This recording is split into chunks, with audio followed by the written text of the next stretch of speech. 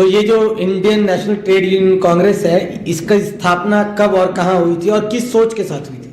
तो Indian national trade union Congress Hoshiarpur में कब से काम कर रही है, या फिर अब तक इसका विस्तार कितना हो चुका है? तो अब लगातार नौजवान विंग भी बना दिया आपने, इंटक में नौजवानों की नियुक्ति भी हो रही है। हाँ, मैं एक्चुअली आपको ये बताने में बहुत खुशी महसूस कर रहा हूँ कि आजकल जो है ट्रेंड जो थोड़ा इंटक का चेंज हो गया। पावर आना जरूरी है। हाँ, पावर में आएंगे तो नेचुरली फर्क पड़ेगा। शर्मा जी, लोकसभा चुनाव को लेकर के इंटक ने क्या कुछ तैयारियां कर ली है या कितना कमर कस लिया है? इस समय होशियारपुर में कितनी इंडस्ट्री में आपकी यूनियन कार्य कर रही है? जेसीडी द्वारा शुरू करवाने के लिए भी इंटक संघर्ष करेगी। इंटक को लेकर के अक्सर कई नौजवानों के अंदर कई तरह के सवाल होते हैं कि आखिरकार इंटक है क्या, इंटक करती क्या है, इसकी कार्य प्रणाली क्या है, काम करने का तरीका क्या है, इंटक शाखा किसकी है।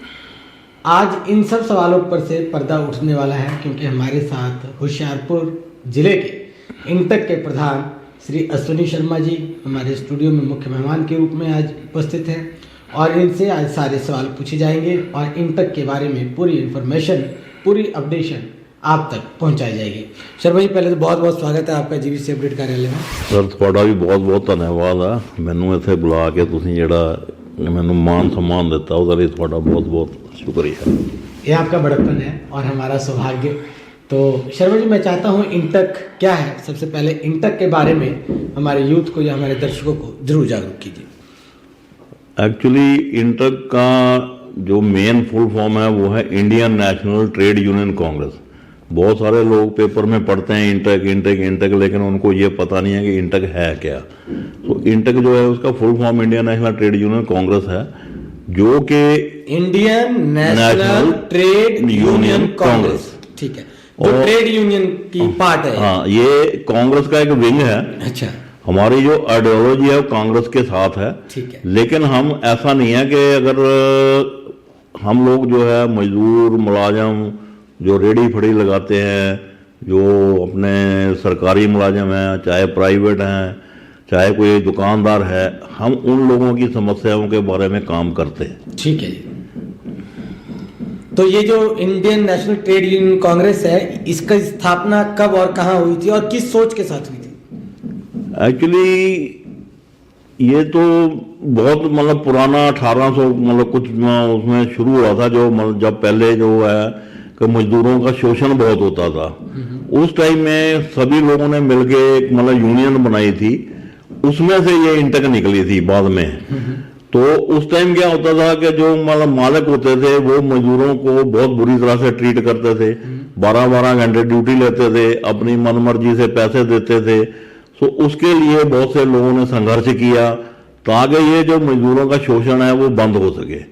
तो उसके बाद जो संघर्ष के बाद जो है मजदूरों को जो दिहाड़ी है वो 8 घंटे की गई और सप्ताह में एक दिन छुट्टी दिया गया, और जो है उनका जो है पे वगैरह जो है वो काफ़ी हद तक फिक्सेशन हुआ ऑर्गेनाइज सेक्टर में। लेकिन अनऑर्गेनाइज सेक्टर में अभी तक उनका कोई फिक्सेशन नहीं हुआ। ठीक है। तो Indian national trade union Congress Hoshiarpur में कब से काम कर रही है, या फिर अब तक इसका विस्तार कितना हो चुका है? एक्चुअली होशियारपुर में तो इंटक जो है जब से देश आजाद हुआ तब से ही काम कर रही है। अच्छा, आजादी के समय से? हाँ जी। क्या बात है। वैसे जो है देश में जो है इंटक का स्थापना जो हमारे आजादी से पहले ही हो गया था। लेकिन आजादी के बाद जो है हमारा मेन जो है वो कांग्रेस के आइडियोलॉजी के साथ हम लोग चले गए, और हम लोग जो है मजदूरों मुलाजिमों का काम करते हैं। और जब वोटिंग वगैरह होती है तो कांग्रेस की आइडियोलॉजी अपनाते हैं हम लोग।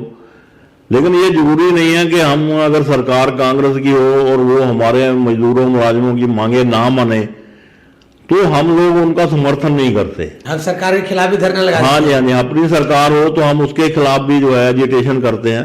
जैसे कि पिछली सरकार में जब हमारे अपने chief minister captain Amarinder Singh थे, पंजाब की बात है, पंजाब की बात, हाँ, मुख्यमंत्री जब कैप्टन अमरिंदर सिंह रहे, हाँ जी, तो उन्होंने क्या किया कि 4.5 साल उन्होंने हमारे किसी भी मजदूर मुलाजिम की बात नहीं सुनी।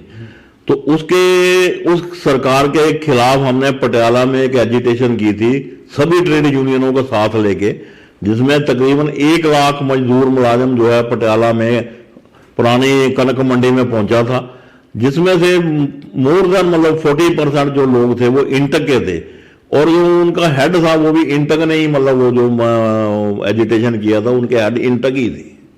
तो इसलिए हम ये नहीं सोचते कि सरकार कांग्रेस की है किसकी है, हम तो मजदूरों और मुलाजिमों के लिए ही काम करते हैं, चाहे सरकार कोई भी हो। ठीक है, तो अब लगातार नौजवान विंग भी बना दिया आपने इंटक में, नौजवानों की नियुक्ति भी हो रही है। हाँ, मैं एक्चुअली आपको ये बताने में बहुत मतलब खुशी महसूस कर रहा हूँ कि आजकल जो है ट्रेंड जो थोड़ा इंटक का चेंज हो गया। पहले क्या होता था कि सरकारी महकमों में मुलाजिम बहुत ज्यादा थे जी, अब तो सरकारी महकमे जो है खाली पड़े हुए हैं, ठेके पे काम चल रहा है, और जो इंटक की गिनती थी वो धीरे धीरे कम होती चली गई। तो उसके बाद जो है हमें ऊपर से इंस्ट्रक्शन आई कि आप जो है अनऑर्गेनाइज सेक्टर में भी जाओ और वहां से लोगों को इंटक के साथ ज्वाइन करो। तो हमने अब क्या किया है कि जो मतलब रेडी फड़ी वाले हैं, जहाँ कोई घरों में औरतें काम करती हैं, कोई खेतों में काम करते हैं, उन लोगों को हमने अपने साथ जो है जोड़ना शुरू कर दिया ताकि इंटक की स्ट्रेंथ जो है बढ़ती जाए। तो अभी हमने होशियारपुर में यूथ विंग भी बनाया है और महिला विंग की शुरुआत भी बहुत जल्दी होने जा रही है, क्योंकि महिलाओं का जो है योगदान आज के समय में बहुत ज्यादा है।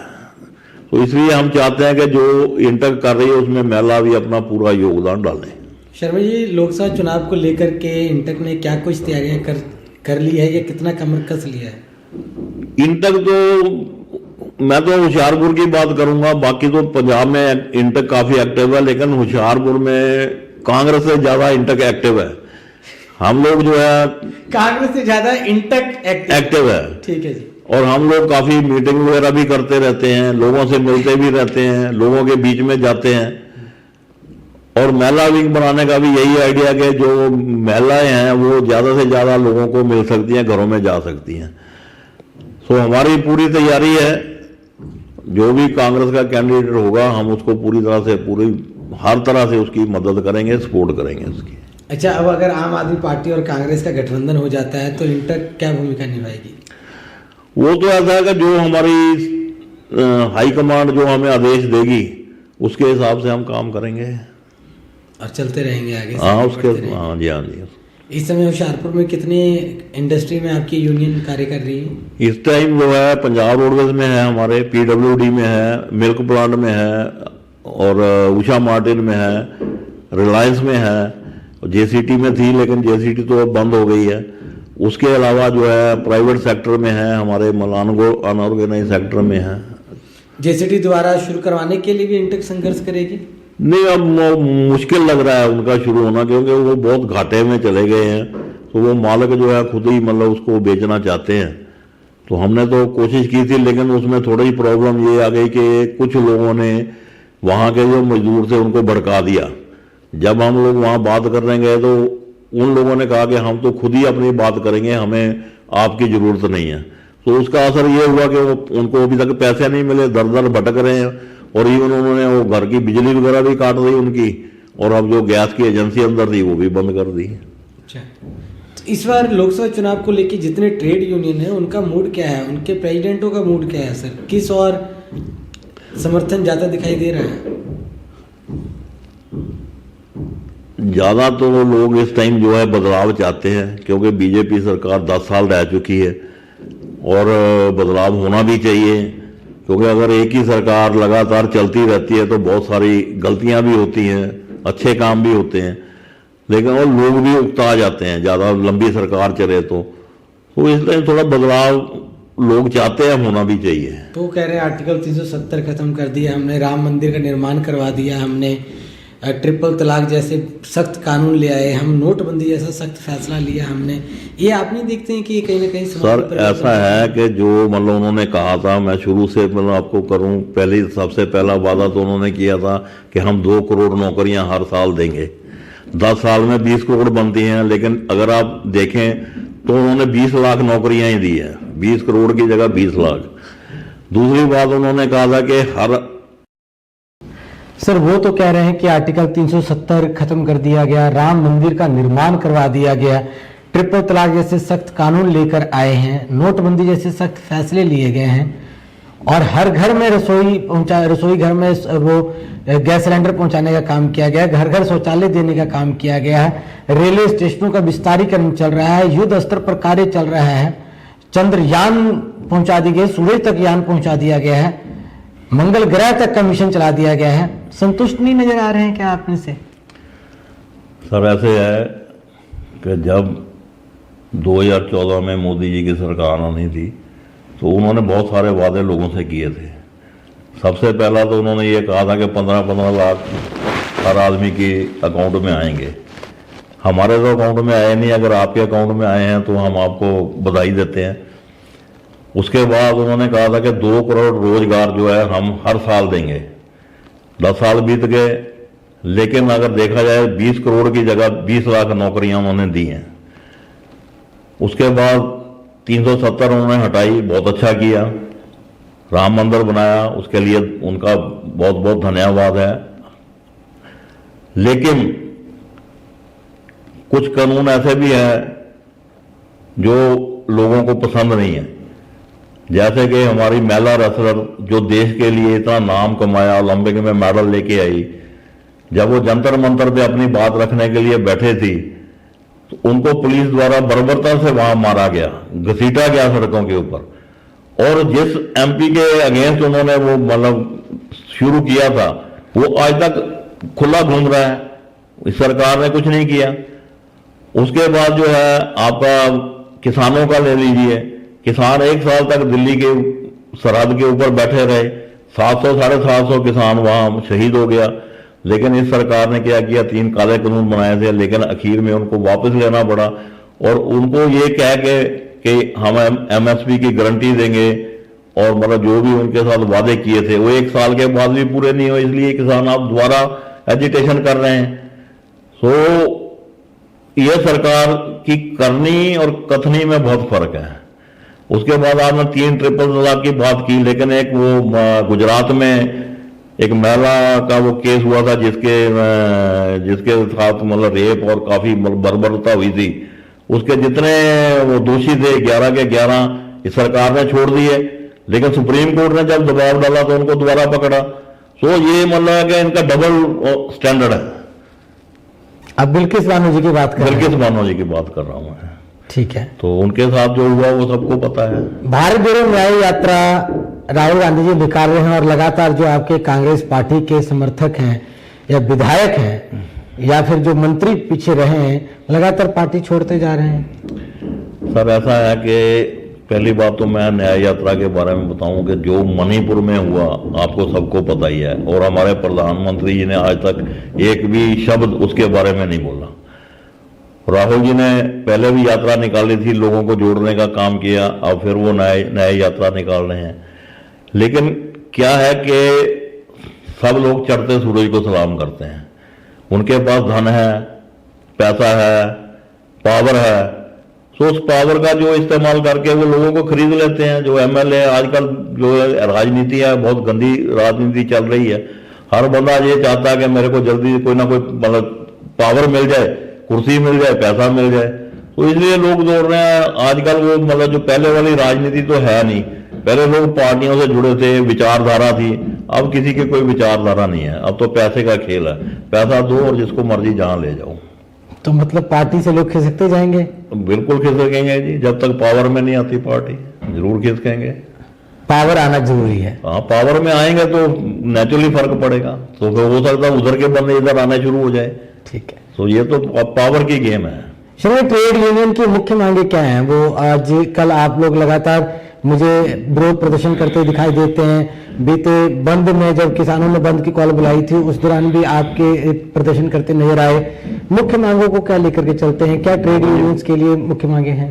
ट्रेड यूनियन की मुख्य मांगे तो ये है कि हम जो है जो मजदूर है उसकी मिनिमम वेजेस जो है 26,000 रुपए महीना मांगते हैं, क्योंकि महंगाई के दौर में 10-12 हजार रुपए से कुछ नहीं होता। दूसरी बात है कि जो कच्चे मुलाजिम हैं हम चाहते हैं कि उनको सरकार पक्का करे। सरकार बार बार वादे करती है और मुकर जाती है। उसके बाद जो है कि जो हमारी ये राज्य सरकार या केंद्र सरकार? दोनों सरकारें, क्योंकि ठेका सिस्टम तो वहां भी है यहाँ भी है। उसके बाद जो है कि जो हमारे छठा पे कमीशन आया था, उसकी रिपोर्ट पहले तो इन्होंने लागू नहीं की, कांग्रेस सरकार थी, लेकिन जाते जाते कांग्रेस सरकार ने इसको लागू किया और वो आधा अधूरा उन्होंने छोड़ दिया। अब इस सरकार को आए हुए 2 साल हो गए, अब ये उसके ऊपर कुछ बात करने के लिए तैयार नहीं है। पीछे एजिटेशन हुआ था, 12% डीए बनता था तो 4% इन्होंने डीए देके 8% रोक लिया, और जो उसके एरियर्स है उसके बारे में ये बात ही नहीं करती सरकार, कभी भी बात नहीं होती। उसके बाद जो है कि एक हमारा जो पे कमीशन में जो 2.59 के परसेंटेज से जो तनख्वाह में इंक्रीज हुआ था, तो इन्होंने क्या किया कि जो मुलाजिम है उनका तो 2.59 से कर दिया, लेकिन जो पेंशनर्स हैं उनको 2.45 से कर दिया। वो 14.14% का गैप जो है उसके बारे में सरकार कुछ भी बोलती नहीं, जबकि जब पहली सरकारें थी जो जितना मतलब मुलाजिम का बढ़ता था उतना ही मतलब पेंशनर का बढ़ता था। तो अब वो मुलाजिम पेंशनर की क्या गलती है? दूसरे बात, जब आप एरियर नहीं दे रहे हो, कई लोग जैसे एजड हो गए, कोई 80 साल का है, कोई 85 साल का है, अब जब उसकी डेथ हो जाएगी तो फिर वो एरियर को क्या करेगा? तो ये सरकार उसके बारे में कुछ बात ही नहीं करती है। तो अंत में निचोड़ पर आते हैं, और आज आपको हमने इंटक की जानकारी दी, वहीं राजनीतिक महत्वाकांक्षी लोगों के लिए हमने नेशनल या राष्ट्रीय स्तर के राजनीतिक माहौल पर भी चर्चा की, और साथ के साथ आपको अन्य गतिविधियों से भी हम अवगत रखवाने का प्रयास करते हैं। शर्मा जी ने आज हमारे प्रत्येक सवालों का बड़े विवाक अंदाज के साथ जवाब दिया, जिसके लिए हम शर्मा जी का धन्यवाद भी करते हैं। और फिर मिलेंगे अगले एपिसोड में, और फिर करेंगे आपके शहर के नामचीन व्यक्तियों से मुलाकात। तब तक के लिए जुड़े रहें जीवीसी अपडेट के साथ। मुझे दीजिए इजाजत, तब तक के लिए जय हिंद, जय भारत, धन्यवाद।